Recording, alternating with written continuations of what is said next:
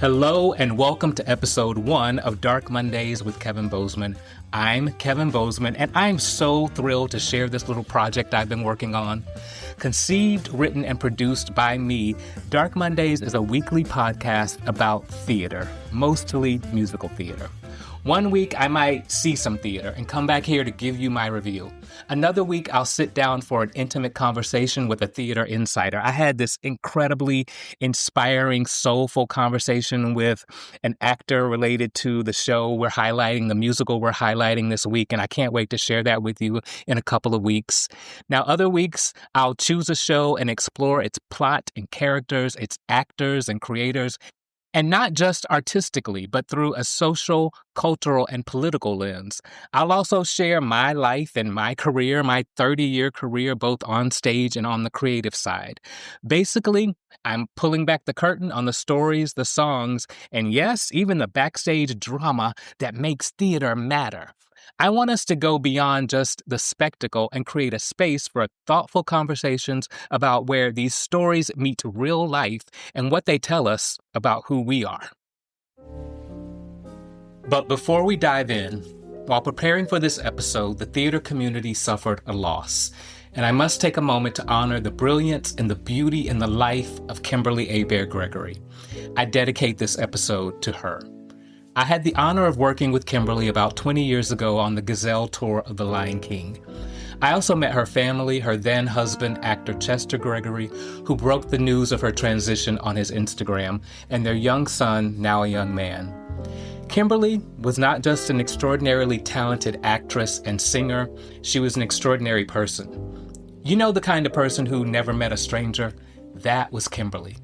She was the kind of person and artist who used her art and her scholarship, she loved Shakespeare, as a tool for community building and edification.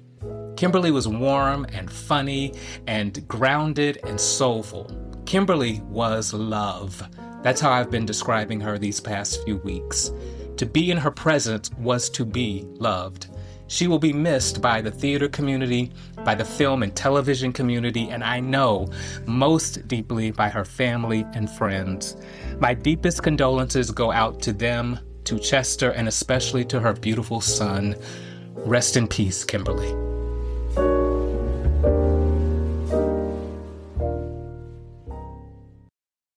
On this episode of Dark Mondays, we're diving into one of Broadway's most transformative musicals, Wicked, the show that turned the misunderstood girl from Oz into a Broadway legend.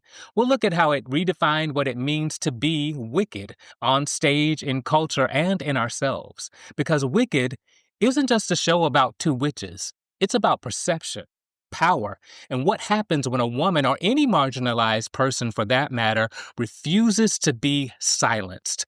No, Wicked isn't just a musical. It's a mirror. It's a spell.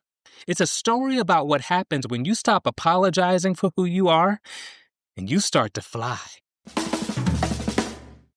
Following in the footsteps of shows like Les Miserables, The Phantom of the Opera, and Cats, Wicked gave the mega musical a distinctly American, pop-infused update, with songs like Defying Gravity, an aspirational anthem sung in school choirs and voice lessons and on talent shows all over the world.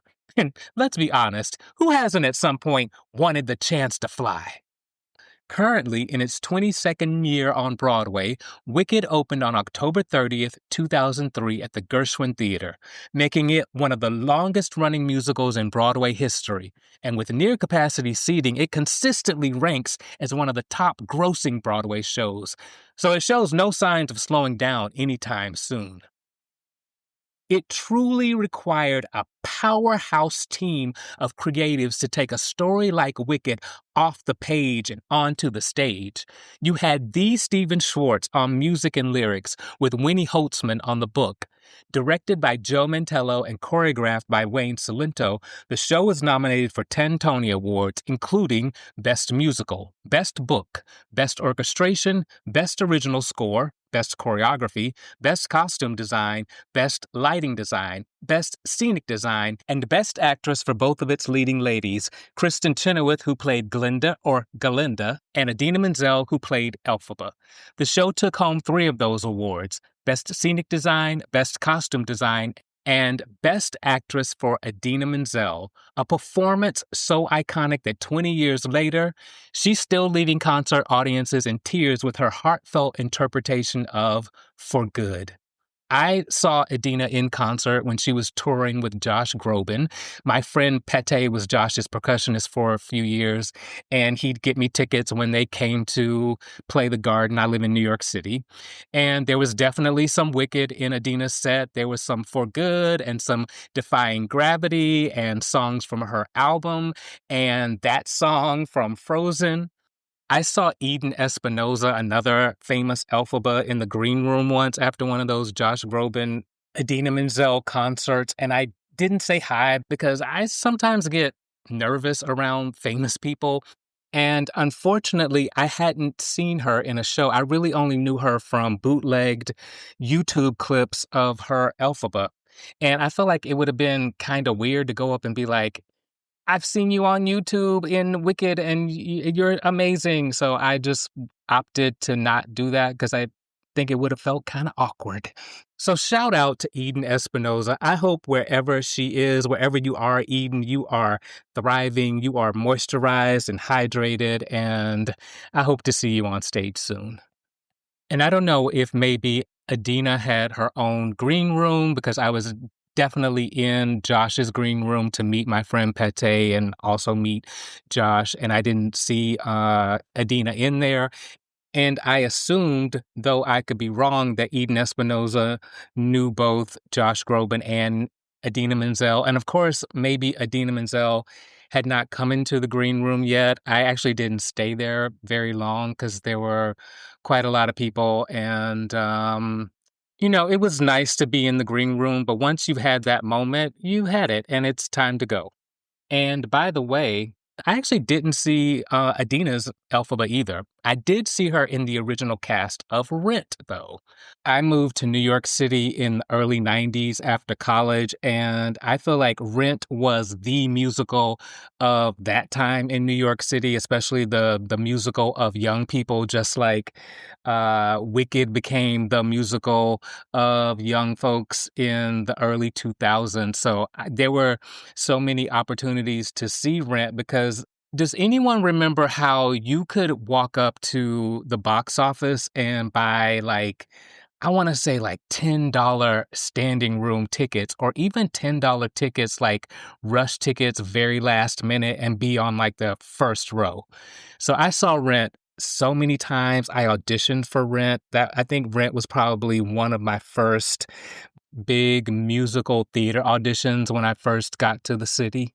And I remember it being one of those big open calls, what I think of as like a cattle call, like a traditional cattle call. And it was at Symphony Space. And I remember it was January and it was freezing cold. I stood outside for probably about 2 hours just to get into the building. And I finally got into the building and still shivering, filling out forms. They put us in groups and then we one by one went into a room. There were several rooms, but you would go into a room with a casting agent and you just sang a cappella. And I sang Stevie Wonder, I Just Called to Say I Love You. And I got a call back and they gave me music. And the callback was a much more traditional audition. And they gave me Collins, and which was surprising. I feel like I often have gotten called back for roles that I don't necessarily see myself in, or I get called in for things I don't see myself in. But you just trust the casting agent and just go and do the thing. But I got I'll Cover You, the reprise, and also the Will I solo. And I think I did well, but I did not get a call back. At the time, I was actually still dancing with the Alvin Ailey American Dance Theater. I think I was very early in my time with Alvin Ailey, but occasionally I would just go to an audition, like call in sick, and I would go to an audition for a show that I was interested in being in. And you know, Brent it really was that show back in the day.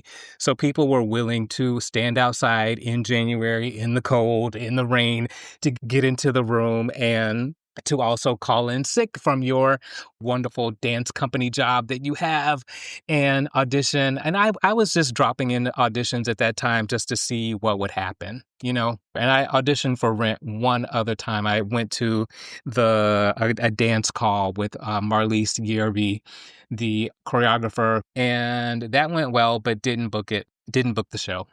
And that little sidebar was my Rent audition experience. Let me know if you have any crazy standing outside for an audition in the Element stories. Leave it in the comments. Here's a fun fact. I've seen Wicked twice, but never on Broadway. More on that later. Based on Gregory Maguire's 1995 novel, Wicked, The Life and Times of the Wicked Witch of the West, this what-if story proffers an origin for the Witches of Oz. The story poses an age-old question. Are people born wicked, or do they have wickedness thrust upon them? Maguire drew inspiration for his characters from the L. Frank Baum book, The Wonderful Wizard of Oz, published in 1900, which of course then inspired the classic 1939 film, The Wizard of Oz, which happens to be one of my all-time favorite movies. I grew up watching it every year when it came on TV, back before there was streaming, back when you had to wait for things to come on. I've also read both Baum and Maguire. I generally love all things from the Oz universe, and you know that means The Wiz. I mean, every Oz story in its own way is really just reminding us to ease on down the road.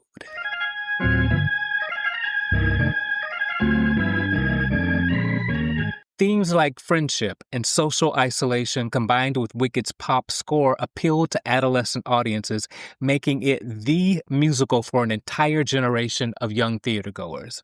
With other themes like prejudice, inequality, and the abuse of power by powerful leaders, Wicked feels almost crafted from the current political climate. Why is Elphaba so wicked, you ask? Spoiler alert. Under the calculated manipulation of the con artist in the Emerald Throne Room, Oz is becoming an authoritarian state before Elphaba's green-tinted eyes. At least that's how it all started. But let's go back to where it actually all started, the top of the show. All right, people, places. Wicked picks up where the Wizard of Oz left off after Dorothy kills the Wicked Witch of the West. Glinda the Good Witch rides in on her iconic bubble to announce to the citizens of Oz that the Wicked Witch of the West is dead. And then, like any good prequel, we flash back to how it all began when they were young. We flash all the way back to before Elphaba was born and discover her mother drinking a mysterious green elixir given to her by a mystery man who we can assume is her lover, not Elphaba's father. And Elphaba is born soon after, and she is, as the lyric goes, unnaturally green. Then we see older Elphaba, green-skinned and misunderstood, with her younger sister Nessa Rose, who's in a wheelchair, as they arrive at Shiz University, where their father, the governor of Munchkinland, has sent them to study. The headmistress, Madame Morrible, witnesses Elphaba use her powers and invites her to study sorcery under her. Elphaba realizes she might have a gift, and we get her I Want song, The Wizard and I. She wants to meet the great and powerful wizard who she thinks can change her life and her skin. Meanwhile, another student, Galinda, who later becomes just Glinda, who later becomes Glinda the Good Witch, is perplexed that Madame Morrible clearly doesn't think she's special, and she isn't. She's wealthy and conventionally attractive, and we can assume in her world she's been treated special because of that. In our world, we treat people special because of that. To top it off, she was supposed to have a private suite, but she and Elphaba get paired as roommates, and they both declare mutual loathing in the hilarious What Is This Feeling? So there are talking animals at Shiz U and throughout Oz. Elphaba befriends one of her professors, Dr. Dilliman, a talking goat, who warns that animals across Oz are losing their voices. Then Fiyero arrives late. I think he's late. And he's carefree. He's handsome. He's been kicked out of schools and he sings his introduction, Dancing Through Life. And of course, the entire campus gets caught up in his whirlwind and we get some of Wayne Salento's Tony-nominated choreo. Fiyero invites Galinda to the dance. Then Galinda pawns off this munchkin boy, Bach, who has been flirting with her, onto Nessa Rose. Now, the Munchkins in The Wizard of Oz were actual little people. Wicked doesn't cast like that, but Bach is traditionally shorter than Fiyero. In the casting breakdowns I've seen, because I have looked at auditioning for either Bach or Fiyero, height requirements are listed for both of those characters. And, height and size are historically a storytelling trope used. Is trope the right word? Trope. Yeah, I think it is. Or storytelling tool to signal someone's importance or attractiveness or power or propensity to heroism. And then we have Nessa Rose, who is in a wheelchair. So we're getting some othering from this able-bodied, conventionally attractive, popular, wealthy, blonde girl. Now, Nessa Rose is absolutely overjoyed about being asked out by Bach, and she tells Elphaba that Galinda made it happen, and Elphaba appears moved by that and goes to find Galinda, who is somewhere being messy with her messy friends, being encouraged to give an ugly hat to Elphaba to wear to the dance, which she does. And this is where Elphaba acquires the iconic black pointy hat that we associate with witches. According to History.com, apparently that fashion style was popular in the mid-1600s among mostly Quaker women. And then somehow in the 1700s, that style of hat became linked to stereotypes of witches and the devil. And I very recently heard, and I cannot remember where, that the witch trials were really about men not wanting women to have ownership of land. Has anyone else heard that? I'm sure I heard it recently because it was recently Halloween. So anyway, Madame Morrible stops by the dance to give Galinda a wand and tells her Elphaba has convinced her to train her against her better judgment. Then Elphaba shows up and everybody clears the floor. She does an awkward dance in silence while they watch, and Galinda joins in because she feels guilty, which then makes everyone else join in. Now, back in the dorm room, Galinda tells Elphaba she's going to marry Fiyero and insists on giving Elphaba a makeover and sings one of her most popular songs in the show, Popular. Dr. Dillerman gets arrested, and the authorities tell the students that animals will be caged in the future to keep them from speaking. They actually show a lion cub in a cage, and then Fiyero helps Elphaba free the cub. And oops, love triangle, there's romantic tension between Elphaba and Fiyero. So Madame Morrible tells Elphaba the wizard wants to meet her. Galinda comes to see her off, but really just complains the entire time about how Fiyero is being distant since the Dr. Dillerman lion cub incident. Then Fiyero shows up and gives Elphaba flowers, and Galinda senses something is going on maybe between Elphaba and Fiyero, and announces she's changing her name to Galinda to be in solidarity with Dr. Dillerman, who couldn't say Galinda. Elphaba ends up bringing Glinda with her to the Emerald City because she feels sorry for her, and maybe she's feeling guilty about Fiyero.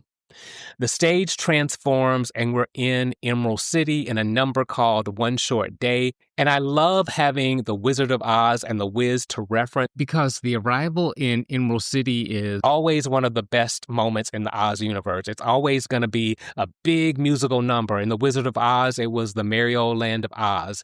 In The Wiz, it was So You Want to See the Wizard. And of course, in the Wiz movie, there's the Emerald City sequence, which is a whole fashion show and a changing of colors and incredible choreography. And in Wicked, it's One Short Day. And each one of them, they're all fabulous in the way that's most appropriate for the world each of those shows inhabits. So Elphaba realizes no one is staring at her, that she's right where she belongs, which is such a wonderful moment to witness because we know what's going to happen to her. very shortly, but it's also like a weird kind of storytelling moment because her father is the governor of Munchkin Land, and we can assume that the Emerald City is the capital of Oz. Her father had never been to Emerald City, had never taken the family to Emerald City. Like, that's just one of those kind of weird kind of storytelling things that I find funny. But anyway, she realizes that this is where she belongs, but things quickly turn dark. The wizard tricks Elphaba into using her magic to create flying monkeys, to create spies for his regime. He basically gets her to read from a book called The Grimoire, and Elphaba realizes that he couldn't read from the Grimoire, that Madame Morrible couldn't read from the Grimoire, and really that the wizard is a charlatan, that he's the one spreading anti-animal propaganda. And she refuses to serve him. She runs away. Glinda chases after her, tells her that she's making a mistake. Madame Morrible brands her a wicked witch. And in the show's iconic Act 1 finale, Defying Gravity, Elphaba literally rises above it all, vowing to fight injustice no matter the cost. And blackout. The curtain comes in, the audience applauds like crazy. We're in our intermission. We go to the restroom, we get a cocktail, we turn our phones back on and check our Instagram and follow at Dark Mondays Pod. Seriously, if you haven't followed, go follow at Dark Mondays Pod on Instagram, and you can follow me at Kevin Bozeman. Adapting existing IP into original Broadway stories was nothing new, but the pop cultural success of Wicked showed that even with familiar source material, Broadway could create fresh, subversive reinterpretations that felt new, especially with the right creative team. And of course, every hit show also has producers, often pulling the strings backstage.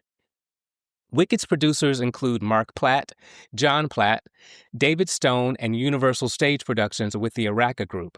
I almost didn't do much research on the producers, but then something told me to follow the money. There's always drama where there's money. And some interesting pulling the strings backstage stuff came up about one of the producers.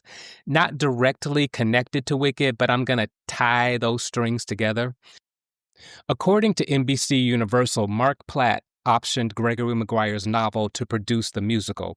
If Mark Platt's name sounds familiar, it's because he's a multi-award-winning film, television, and theater producer. He's also the father of actor Ben Platt, who won Best Actor in a Musical for playing Evan Hansen in Dear Evan Hansen, and one of his other 5 children, Jonah Platt, had a run as Fiyero in the Broadway company of Wicked about a decade ago. Do you all remember the live-action Snow White film that came out earlier this year? Rachel Zegler played Snow White and Gal Gadot was the evil queen. Mark Platt produced that. And I don't know the numbers, but I don't think it did very well at the box office. It actually seemed doomed from the beginning. When casting was announced, Rachel Zegler, who is half Polish-American, half Colombian-American, was criticized for not having skin as white as snow. This was all happening on social media. Then in an interview with Extra TV, Rachel made comments about the original 1939 animation of Snow White, which was the same year as The Wizard of Oz. She commented on Snow White's, quote, big focus on her love story with a guy who literally stalks her, weird, unquote. And she hinted that this remake of Snow White was not a love story, but an inner journey for Snow White to find herself. And those comments didn't go over well with the traditional family folks, with the wife in the home folks, especially with the trad wife trend that's in the zeitgeist. After the 2024 U.S. presidential election, Rachel criticized Trump and his supporters. In an Instagram story, she wrote, "I find myself speechless in the midst of this, another 4 years of hatred, leaning towards a world I do not want to live in." And she added, "A deep, deep sickness in this country that is shown in the sheer amount of people who showed up for this man and threatens our democracy." More backlash from the right on social media. Calls to boycott the woke Snow White. Rachel issued an apology for her comments. Then Rachel made comments in support of Palestine. She tweeted on August 12th, 2024, and the tweet is still up. And always remember, free Palestine. And by the way, this is all sourced from a few different online articles from HollywoodReporter.com, TheGuardian.com, and BBC.com. And you know them producers wanted her to be quiet and just promote their film. You know they wanted that apology to smooth things over. And what did Mark Platt do? He hopped on a plane and flew across the country to speak with her. Now, mind you, her co-star Gal Gadot is Israeli and served 2 years in the Israel Defense Force in her early 20s, IDF. All Israeli citizens are mandated to serve in IDF, and Gal Gadot herself had made comments in support of Israel's actions in Gaza, but allegedly, she faced no repercussions from Disney or Mark Platt that have been publicly documented, allegedly. Now, the Platt family are Jewish American. In fact, during the height of the pro-Palestinian protest on college campuses, Mark Platt's wife, Julie Platt, was made interim chair of the Board of Trustees at the University of Pennsylvania. She was already on the board, but they appointed her chair or interim chair when things got really hot on college campuses. The entire Platt family, with the exception of Ben, went to UPenn. Ben went to Columbia. Julie Platt is also an Israeli Presidential Medal of Honor recipient. So Jonah Platt, he's the one who played Fiyero, inserted himself into the story with a response to @Brend13 on Instagram, who criticized Mark Platt for flying to New York City to reprimand Rachel Zegler. They called it creepy and said it was uncalled for and said people have the right to free speech, closing their quote with, "Shame on your father." And Jonah Platt responded. Now, he deleted his response later, but nothing is ever really deleted from the internet. He said, "You really want to do this? Yeah, my dad, the producer of an enormous piece of Disney IP with hundreds of millions of dollars on the line, had to leave his family to fly across the country to reprimand his 20-year-old employee for dragging her personal politics into the middle of promoting the movie for which she signed a multi-million-dollar contract to get paid and do publicity for. This is called adult responsibility and accountability, and her actions clearly hurt the film's box office. Free speech does not mean you're allowed to say whatever you want in your private employment without repercussions. Tens of thousands of people worked on that film, and she hijacked the conversation for her own immature desires at the risk of all the colleagues and crew and blue-collar workers who depend on that movie to be successful. Narcissism is not something to be coddled or encouraged." That response is interesting to me. This kind of debate over free speech and who gets to have it and when. And here's what strikes me. Wicked is literally a show where capital A animals lose their voices, where they are silenced and caged in the hopes of destroying their ability to speak, where speaking out becomes dangerous. It all mirrors what is going on in the United States of America and in many other countries today. Now, Ben Platt broke from the family when he reposted screenshots of actress and activist Hannah Einbinder, who received the 2024 Human Rights Campaign Visibility Award for expanding LGBTQ plus representation on and off screen. That's a long title. Einbinder, who is Jewish American, spoke out harshly against what she calls the Israeli government's massacre of well over 65,000 Palestinians in Gaza, funded by our American tax dollars. And she went on to call for a ceasefire and a liberated Palestine. She also invoked free speech, calling out the detainment and imminent deportation of Syrian-born graduate student Mahmoud Khalid, who led pro-Palestinian protests on the campus of Columbia University. And I know, we just getting to know each other. We're on a first date. So I think it's important, crucial, as we embark on this relationship, that I let you know I'm anti-authoritarian all day long. I'm all about free speech, especially when people are speaking out against things like racism, misogyny, homophobia, transphobia, anti-immigration, banning books, and defunding education. And you get where I'm going. Yes, Rachel Zegler, free Palestine. What is it, 77 years Gaza has been occupied and Palestinian people have lived with a knee on their neck? And being born in America and knowing how the American government is supporting what is happening in Palestine, it makes me want to scream. Oz had a con artist in the Emerald Throne Room implementing authoritarian rule. America has a con artist in the Oval Office pushing authoritarian rule. Israel has a leader pushing authoritarian rule. How do we all escape authoritarian rule?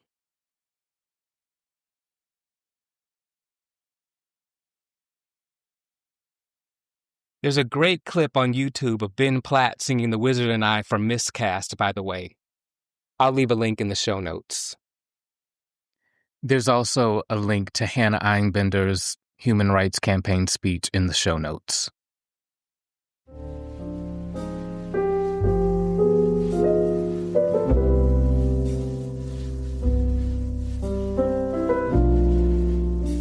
Wicked the Musical continues to smash the Broadway box office. It's also one of the most successful touring productions in Broadway history, bringing Broadway caliber spectacle to audiences across America. And international productions have mounted in places like the UK, Germany, Japan, and Australia. So Wicked has a global footprint. I saw a tweet last year as the movie was coming out, basically saying no one is interested in seeing this film. And I was like, buddy, you have no idea. As I mentioned, I've seen Wicked twice, but I haven't seen it on Broadway. Can you guess where I saw it? Hint, it was not in the US. Leave your answers in the comments and come back next week to find out where I saw it and who played the witches, because theater lovers, that's the show, the end of our Act 1 deep dive into Wicked, and I really hope you enjoyed it.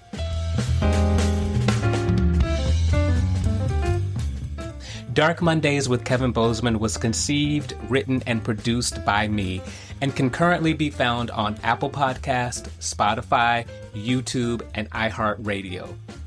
Please subscribe to Dark Mondays and give the show a 5-star review, leave a comment, and turn on notifications so you're notified as soon as I drop new episodes. With the second installment of the film adaptation Wicked for Good flying into theaters just a few days from now on November 20th, I already have my ticket. There's no better time to go deeper. On episode 2, I'm talking about a controversy from the film that lit up social media faster than a flying monkey, and I'll be belting out one of my favorite songs from the show. And before I let you go, please share the podcast, share the socials. That's at Dark Mondays Pod on both Instagram and TikTok. And you can follow me on Instagram at Kevin Bozeman, on TikTok at Kevin_Bozeman. Have a wonderful week. See some theater, and I'll see you back here next week.